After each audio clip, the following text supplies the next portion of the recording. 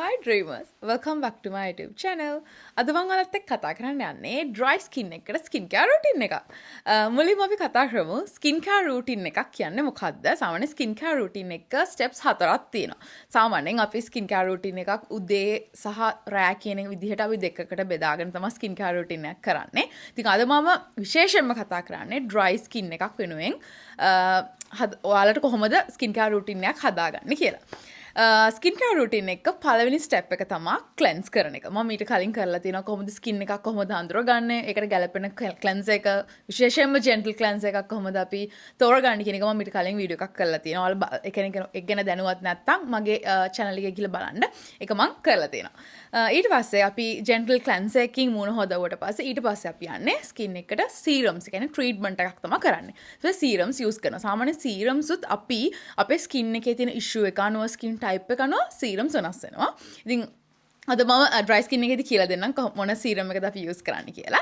ඉතින් අපි ජෙන්ටල් ක්ලෙන්සර් එකකින් මූණ හේදුවා, ඊට පස්සේ සීරම්ස් ගෑවා, ඊට පස්සේ තුන්වෙනි ස්ටෙප් එක විදිහට අපි යන්නේ මොයිස්චරයිසර් එකක්. මොයිස්චරයිසර් කියන එක ස්කින් කෙයාර් රූටින් එකකට හරිම වැදගත් දෙයක්. කියන්නේ මොයිස්චර් එක ලොක් කරන්න තමයි අපි මොයිස්චරයිසර් එකක් ගන්නෙ.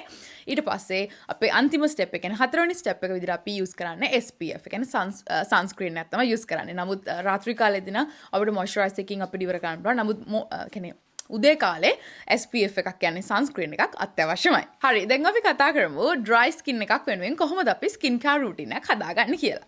හරි, මම දැන් කියවනේ steps ටික මොකක්ද කියලා. පළවෙනි step එක තමයි cleanse කරන එක. අපි ඒකට use කරන්නේ gentle cleanse එකක්. සාමාන්‍යයෙන් මම personally කතා කරන brand එකක් තියෙනවා CeraVe brand එකේ කියන්නේ dry skin එක වෙනුවෙන්ම හදපු cleanse එක තමයි hydrating cleanse එක. මේක ඔයාලට පේනවා ඇති. මේකේ අන්තර්ගත වෙන්නේ hyaluronic acid සහ 3 essential ceramides. මම ඊට කලිනුත් මේක ගැන වීඩියෝ එකක් කරලා තියෙනවා. අපි මේකෙන් අපි මූණ පිරිසිදු කරගන්නවා. මූණ පිරිසිදු කරාට පස්සේ අපි ඊළඟට serums use කරනවා. අපි දෙවෙනි step එක විදිහට අපි කරන්නේ කියන්නේ ඊළඟට use කරන්නේ serums. මේ අද මම කතා කරන්න යන්නේ the ordinary brand එකේ එන hyaluronic acid එක. මේ hyaluronic acid එක විශේෂයෙන් වැදගත් වෙන්නේ dry skin එකක් වෙනුවෙන්. මේක skin එකේ hydration එක improve කරන්න හොඳ serum එකක්. මම මේක ඔයාලට අරලා පෙන්නන්නම්. මේකේ එන්නේ මේ කියන්නේ මෙහෙම dropper එකක් තියෙනවා. මේ dropper එකෙන් පොඩක් මේ වගේ මෙහෙම තමයි එන්නේ. මේකෙන් ඔයාලා යූස් කරනකොට ගොඩාක් මේ ප්‍රමාණයක් ඕනේ නැහැ. සාමාන්‍ය 0.3ක් විතර තිබ්බොත් ඇති. මතක තියාගන්න මේක ගොඩක්ලා ඩෑම් ස්කින් එකේ තමයි ගන්නේ. සාමාන්‍යයෙන් ඔයාගේ ස්කින් එක මූණ හොදවුවට පස්සේ ස්කින් එක ගොඩක් ඩ්‍රයි නම් පොඩක් මූණ කියන වතුර ස්ප්‍රේ කරලා පොඩක් තෙත කරගෙන මේ hyaluronic acid එක ඇප්ලයි කරන්න. ඊට පස්සේ අපි hyaluronic gentle cleanse එකකින් අපි මූණ හේදුවා. ඊට පස්සේ serums ගෑවා. ඊට පස්සේ අපි යන්නේ තුන්වෙනි step එකට. තුන්වෙනි step එක කියන්නේ අපි moisturizer එක. මොයිස්චරයිසර් එක ස්කින් කෙයාර් රූටින් එකට අත්‍යවශ්‍යමයි. මොකද අපි හැමදේම කරලා ස්කින් එක මොයිස්චර් එක ලොක් කරන්න. කියන්නේ ඔයාගේ වෝටර් ලොස් එක කියන්නේ ඇතුලෙන් එළියට වෝටර් කියන්නේ වතුර යන්න නැති වෙන්න ස්කින් එක සීල් කරන එක තමයි මොයිස්චරයිසර් එකකින් වෙන්නේ. අද මම යූස් කරන්නේ CeraVe brand එකේ එන moisturizing cream එක. මම ඊට කලින් කතා කරලා තියෙනවා. සාමාන්‍යයෙන් මොයිස්චරයිසර් එකක් යූස් කරනකොට මොයිස්චරයිසිං ලෝෂන් කියලා වෙනමක් තියෙනවා, මොයිස්චරයිසිං ක්‍රීම් කියලා වෙනම තියෙනවා. මොයිස්චරයිසිං ලෝෂන් අපි යූස් කරන්නේ ගොඩක්ලාට ඔයිලි ස්කින් එකකට. මොයිස්චරයිසිං ක්‍රීම් එකක් යූස් කරන්නේ ගොඩක්ලාට සුපර් ඩ්‍රයි වගේ තියෙනවා. මම කියන්නේ ඔයා මේ යූස් කරන මොයිස්චරයිසර් එක ඔයාගේ ඉන්න රට අනුව හැම වෙනස් වෙන්න පුළුවන්. ගොඩක්ලාට වින්ටර් එකේ අපි මොයිස්චරයිසිං ලෝෂන් එකකට වැඩිය ක්‍රීම් එකක් තමයි හොඳ. ඉතින් ඔයාට ඩ්‍රයි ස්කින් එකක් තියෙනවා නම් මොයිස්චරයිසිං ක්‍රීම් එකක් යූස් කරන්න.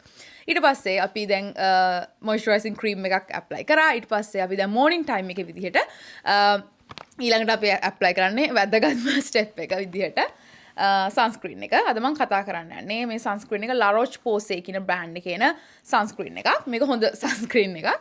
ඉතින් ඒ කියන්නේ අනිවාර්ය මෝර්නින් ටයිම් එකේ සන්ස්ක්‍රීන් එක අත්‍යවශ්‍යමයි. මොකද එහෙම නැති වුණොත් ස්කින් එක ගොඩක්ලා ඩැමේජ් වෙන්න පුළුවන්. අපි මොන දේ හොඳ දේවල් ගෑවත් ඔය එළියට යනවා නම් ස්කින් එක ඩැමේජ් වෙනවා නම් ඊට පස්සේ රිකවර් කරගන්න එක අමාරුයි. ඒ හින්දා අනිවාර්යෙන් මෝර්නින් ටයිම් එකේ SPF එක අනිවාර්යෙන්ම ගන්න ඕනේ. දැන් අපි කතා කරේ ස්කින් කෙයාර් රූටින් එකේ මෝර්නින් ටයිම් නේ. අපි නයිට් ටයිම් එකට આવොත් එහෙම අර ස්ටෙප්ස් ටිකම තමයි එන්නේ. ඔයා ජෙන්ටල් ක්ලෙන්සර් එකකින් මූණ හොදවුවා, ඊට පස්සේ serums ගෑවා, ඊට පස්සේ moisturizing cream එක use කරා. ඊට පස්සේ night time නම් ඔයාලට SPF එකක් ඕනේ නැහැ, නින්දට යන්න පුළුවන්.